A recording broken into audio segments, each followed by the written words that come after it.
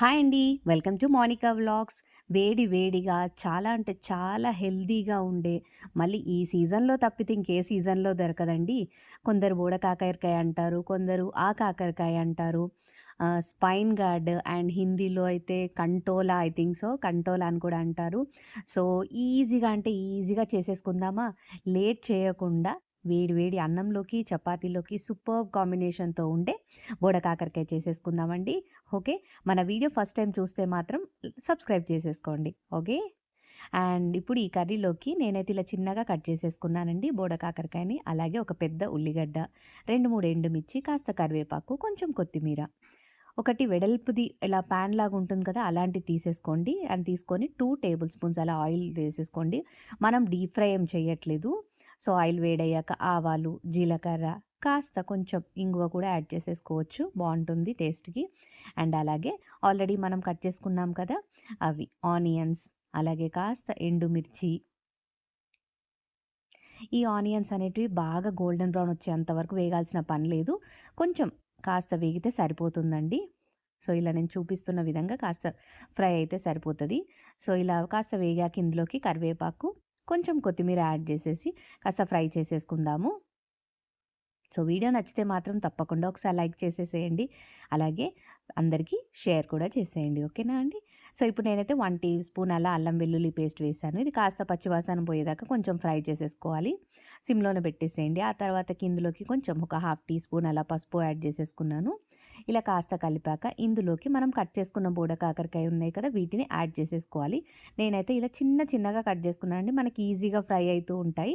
Deep fry కూడా చేయట్లేదు కాబట్టి కుక్ అవ్వడం కూడా కాస్త ఫాస్ట్‌గా అయిపోతుంది. ఇవైతే ఒక పావు కిలో వరకు తీసేసుకున్నానండి నేను. ఎందుకంటే ప్రైస్ ఎక్కువ ఉన్నది. అండ్ అలాగే పిల్లలకి అందరికీ ఇష్టంగా నచ్చాలి కాబట్టి ఫస్ట్ టైమ్ చేస్తుంటే ఎందుకంటే పెద్దలమైతే తింటాము. సో, నేనైతే పిల్లలకి ఇది సెకండ్ టైమ్ అలా చేస్తున్నాను. నాకెప్పుడు దొరకదు ముంబైలో. సో, అందుకోసమని ఇప్పుడైతే నేను ఫస్ట్ కొంత క్వాంటిటీ తోటి యూజ్ చేసి చేసేస్తున్నానండి. అండ్ ఇప్పుడైతే ఇలా లిడ్ పెట్టేసుకొని మూత పెట్టేసి కొంచెం సేపు ఒక 5 మినిట్స్ మీడియం ఫ్లేమ్‌లో కుక్ చేయాలి. మధ్యలో కలుపుతూ ఉండండి. ఎందుకంటే కింద అడుగంటే ఛాన్సెస్ ఉంటాయి. సో, ఇలా కలుపుతూ ఉన్నాక ఒక 5 మినిట్స్ అలా కుక్ అయిపోయాక మనకి చూస్తున్నారు కదా! ఒకసారి ఒక 5 మినిట్స్ అయ్యాక కలిపేసి చూడండి. ముక్క మనకి ఆ పీస్ ఎంతవరకు ఉడికింది అని చెప్పేసి మీరు చిన్నగా ఇట్లా టచ్ చేస్తే అలా బ్రేక్ అయిపోవాలి. సో, అలా బ్రేక్ అయింది అనంటే ఓకే. లేదంటే కాసేపు ఇంకాసేపు చేసుకోండి. ఏం పర్వాలేదు. మొత్తం ఇలా చూస్తున్నారు కదా! ఇలా మంచిగా అయిపోవాలి. కుక్ చేసేసి మంచిగా ఉడికినట్టు ఇప్పుడిది. ఇలా అయిపోయాక ఇందులోకి మనం ఉప్పు, కారం కావాల్సినంత నేనైతే ఒక 1 టీ స్పూన్ అలాగా కారం యాడ్ చేస్తున్నాను. మీరైతే మీ రుచికి సరిపడా యాడ్ చేసేసుకోండి. ఎందుకంటే మనం ఇక్కడ పచ్చిమిర్చి ఏమి యాడ్ చేయలేదు.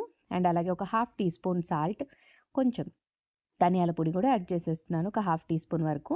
వీటన్నిటిని కలిపేసి ఇప్పుడు మాత్రం సిమ్‌లోనే కుక్ చేసేసుకోవాలి. కాస్త ఇది దగ్గరికి అయ్యేంత వరకు. సో, ఇది సిమ్‌లో ఉడికితే మనకి మంచిగా టేస్ట్ అయితే బావుంటుంది. సో, ఇలా కలిపేసాక మూత పెట్టి సిమ్‌లో ఉడికించేసేయండి ఒక 5-10 మినిట్స్ అలా.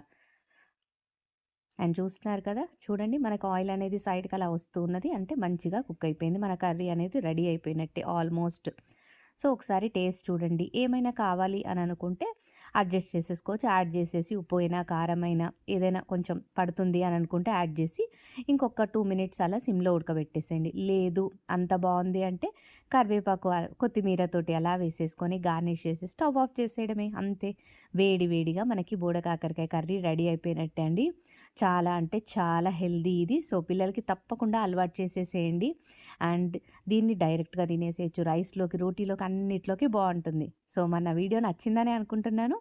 నచ్చితే మాత్రం తప్పకుండా లైక్ చేయండి, షేర్ చేయండి.